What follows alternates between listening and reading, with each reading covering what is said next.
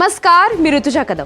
आपण पाहत आहात एनडीटीव्ही मराठीचं विशेष बातमीपत्र महाराष्ट्रनामा।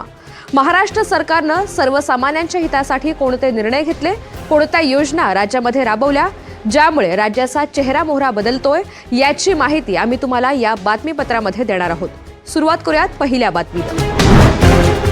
पंतप्रधान नरेंद्र मोदी यांच्या विकसित भारत 2047 या संकल्पनेला बळ देण्यासाठी नागपूर आता सज्ज झालाय। मुख्यमंत्री देवेंद्र फडणवीस यांच्या हस्ते विकसित नागपूर 2047 सस्टेनेबल डेव्हलपमेंट प्लॅनचं उत्साहामध्ये अनावरण करण्यात आलं। नागपूरला देशाचं प्रमुख विकास केंद्र बनवण्याचा निर्धार यावेळी मुख्यमंत्र्यांनी व्यक्त केला। विदर्भातील 6 जिल्ह्यांचा कायापालट करण्यासाठी महाराष्ट्र इन्स्टिट्यूट फॉर ट्रान्सफॉर्मेशन या माध्यमातून एक विशेष रोड मॅप तयार करण्यात आलाय। या आराखड्यात आधुनिक तंत्रज्ञान आणि गतिशक्ती प्लॅटफॉर्मचा वापर करून पायाभूत सुविधांचं जाळं विणण्यावर भर दिला जातो। मित्राच्या माध्यमातून आणि नीती आयोगाच्या माध्यमातून आपण काही ग्रोथ हब तयार करतो। MMR रिजनचा ग्रोथ हब आहे, पुणे रिजनचा ग्रोथ हब आहे, तसाच विदर्भाचा नागपूर रिजनचा ग्रोथ हब आपण तयार करण्याचा प्रयत्न करतो। याकरता सगळ्या फ्रंटियर टेक्नॉलॉजीज असतील, वेगवेगळ्या प्रकारच्या जॉब ऑपॉर्च्युनिटीज असतील आणि सुनियोजित अशा प्रकारच्या स्मार्ट सिटीज असतील, हे तयार करण्याचा प्रयत्न या माध्यमातून आम्ही करतो। यावेळी मंत्री संजय सावकारे, डॉक्टर पंकज भोयर, आशिष जयस्वाल आणि एशियन डेव्हलपमेंट बँकेच्या प्रतिनिधींची प्रमुख उपस्थिती होती। विदर्भाच्या शाश्वत विकासासाठी हा आराखडा एक महत्त्वाची दिशा ठरणार आहे। कर्करोगाचे वाढते संकट लक्षात घेता उपचारांसोबतच प्रतिबंध आणि निदानावर भर देणं काळाची गरज असल्याचं प्रतिपादन मुख्यमंत्री देवेंद्र फडणवीस यांनी केलं। नागपूर येथील नॅशनल कॅन्सर इन्स्टिट्यूटमध्ये आयोजित ऑन्कोलॉजी बियॉन्ड बॉर्डर्स या जागतिक परिषदेचं उद्घाटन मुख्यमंत्र्यांच्या हस्ते पार पडलंय। यावेळी बोलताना मुख्यमंत्र्यांनी राज्यातील महाकॅन्सर फाउंडेशन आणि हब मॉडेलद्वारे उभारल्या जाणाऱ्या कॅन्सर ग्रीडची सुद्धा माहिती दिली।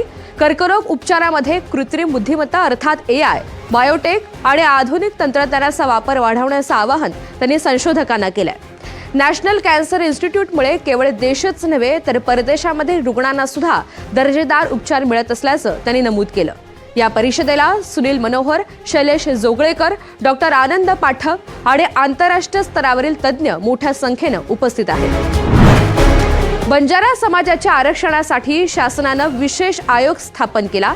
समाजाला लवकरच न्याय मिळेल असा विश्वास उपमुख्यमंत्री एकनाथ शिंदे यांनी व्यक्त केला। वाशिम जिल्ह्यामधील पोहरादेवी इथे आयोजित कार्यक्रमात ते बोलत होते। देशभरातून आलेल्या बंजारा बांधवांची एकजूट हीच खरी ताकद असल्याचं उपमुख्यमंत्री एकनाथ शिंदे यांनी नमूद केलं।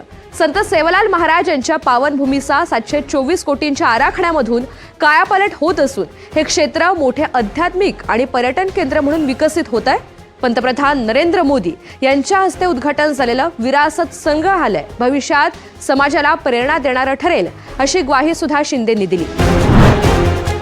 जिल्हा नियोजन समितीच्या बैठकीमध्ये विकास कामांचा निधी योग्य आणि काटेकोरपणे खर्च करण्याच्या स्पष्ट सूचना प्रशासनाला देण्यात आल्या। ठरलेल्या मुदतीमध्ये सर्व प्रकल्प पूर्ण करून बांधकामांचा दर्जा उत्कृष्ट राखण्याचे आदेश यावेळी उपमुख्यमंत्री सुनेत्रा पवार यांच्याकडून देण्यात आले। जिल्ह्यातील प्रत्येक प्रकल्प पारदर्शक आणि परिणामकारक पद्धतीने राबवून बीडच्या सर्वांगीण प्रगतीला गती देण्याचा निर्धार यावेळी करण्यात आला। या बैठकीमुळे बीड जिल्ह्याच्या विकास प्रक्रियेला नवी दिशा मिळणार आहे। मानवतेच्या रक्षणासाठी बलिदान देणाऱ्या श्री गुरु तेग बहादूर साहेबजी यांच्या 350व्या शहीदी समागमाचं भव्य नियोजन मुख्यमंत्री देवेंद्र फडणवीस यांच्या मार्गदर्शनाखाली करण्यात येत आहे। या ऐतिहासिक सोहळ्यानिमित्त गुरु परंपरेचा प्रेरणादायी इतिहास शालेय अभ्यासक्रमात समाविष्ट करण्याचा महत्त्वपूर्ण निर्णय राज्य शासनानं घेतला। 28 फेब्रुवारी आणि 1 मार्च 2026 रोजी होणाऱ्या मुख्य सोहळ्याला पंतप्रधान नरेंद्र मोदी आणि केंद्रीय गृहमंत्री अमित शहा यांची प्रमुख उपस्थिती लाभणार आहे।